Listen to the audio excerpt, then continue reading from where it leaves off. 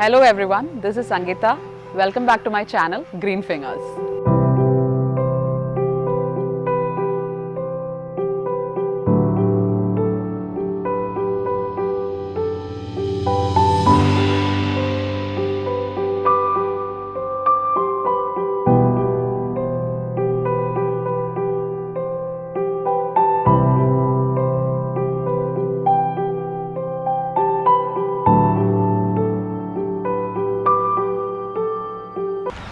Today, I'll introduce you to some of the ferns that I have, and I'll talk in detail about Boston fern and Ruffle fern.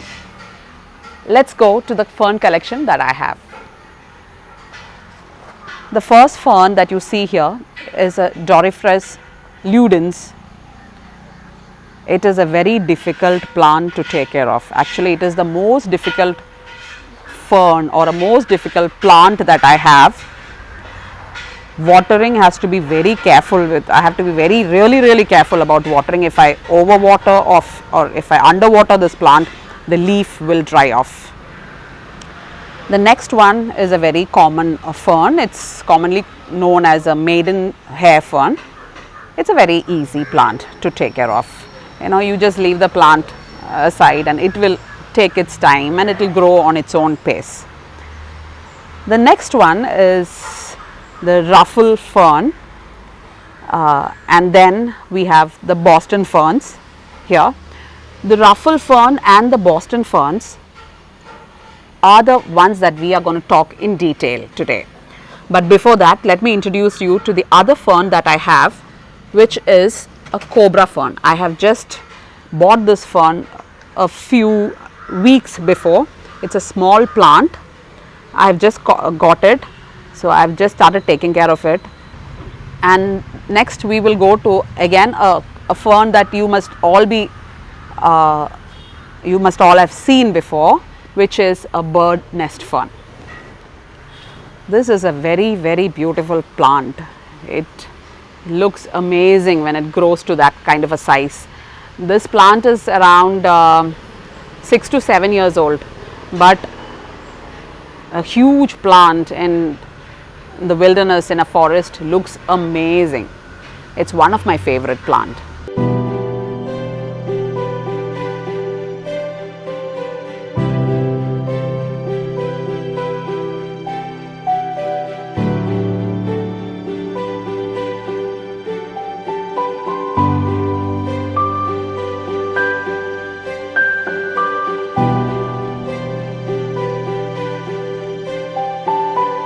Today we will talk about Boston fern and Ruffle fern. This is a Ruffle fern that I have. This is a classic example of an indoor plant. The plant that you see here is a Ruffle fern. Propagation of this plant is very easy. You can just take a small portion from this big plant and you can propagate it in another pot. Propagation is like any other plant. It is quite easy. When you make the medium, make sure that the medium has lot of cocoa peat or coconut husk. This will help in retaining moisture. As you know, ferns require moisture. It is always advisable to keep a huge portion of cocoa peat in your medium. This plant, when you keep it as an indoor plant, make sure that you are keeping it next to a window. It requires low light, but sunlight is required for this plant. If there is if you cut sunlight totally, then it might harm the plant. So low light is required. No light, and there is a difference between no light and low light. So low light is required. So keep it next to a window. That much of light is enough for this plant. And when you water this plant, the one thing that you have to be very careful when you're watering this plant is that you have to water it regularly. Water it if it is kept indoors, water it once in 2 to 3 days.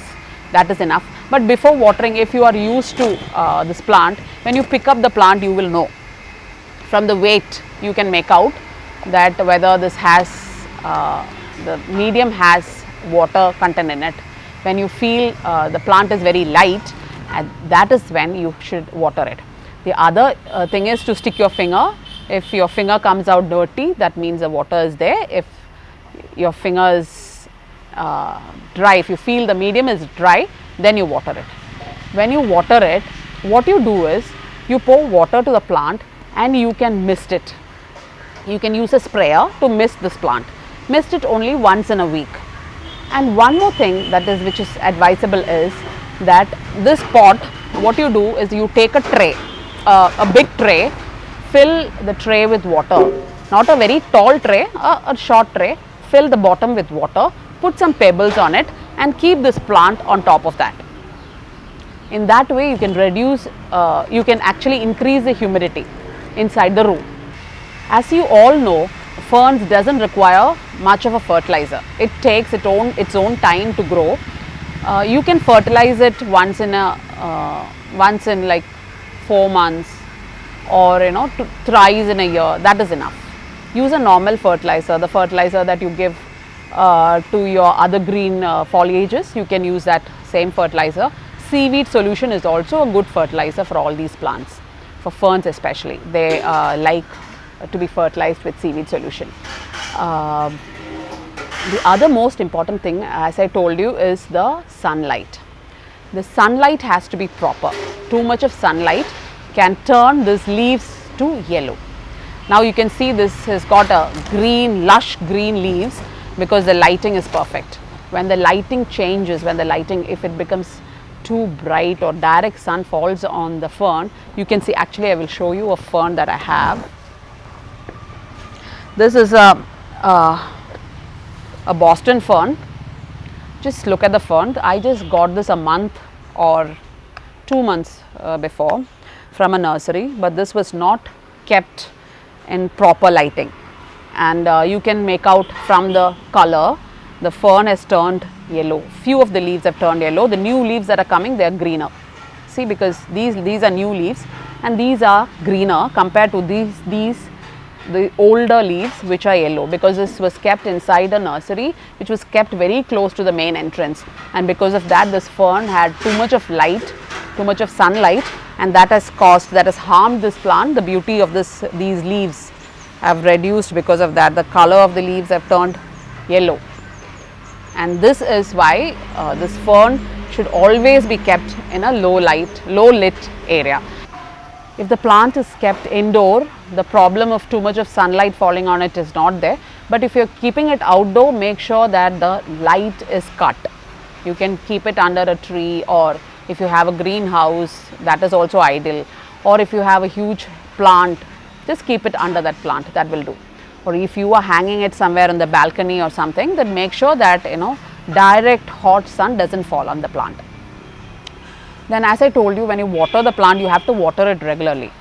Watering is very important. The medium should not dry completely. It can before watering, but it should not dry completely, and it should not stay dry completely for a long while. Before watering, make sure that your medium is dry. The water should all drain out. It should turn dry, and immediately you water it the next day. It should be like that. And when you water it, you can water it normally the way in which you water it, but make sure that you are misting it once in a week at least. By misting, what I meant is you can get sprayers like this. I have shown this sprayer before also in my other videos. Just take a sprayer and just spray water like this. I hope you can see what I am doing. Just spray water like this. See, just spray it like this. Spray it once in a week, like this. Mist the plant nicely. You should do this after watering the plant. You water the plant normally, like how you do it. After that, you can just mist it like this. That will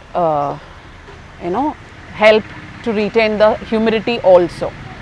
And one other way by which you can water it is, you can immerse this plant in a bucket. Just take half bucket of water, a huge bucket of water, and just immerse this plant inside that. Keep it like that for say 10 minutes or so, and then once the medium is totally wet, totally soaked, you take it out. But make sure when you take it out, the water runs out through the drain, and everything, all the water should drain out. Once it is totally drained out, you can take it again indoors and keep it in the same place where you have kept it before. That is how you take care of this plant when it is kept indoor. Once in a month, if you do this, you submerge this plant in a bucket of water, that will really help the plant. The plant will really, it will look fresh.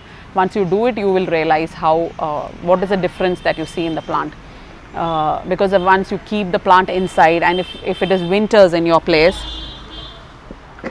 and the humidity level is very low, and or suppose your air conditioner is on, or your room heaters are on, the humidity level decreases inside a room. The same way the plant also get affected. We also get affected because if the humidity is less, we tend to get dry skin. The same way the plant also will suffer. So this technique of immersing it in water in a month, once in a month, and misting the plant will really help to keep the humidity level intact.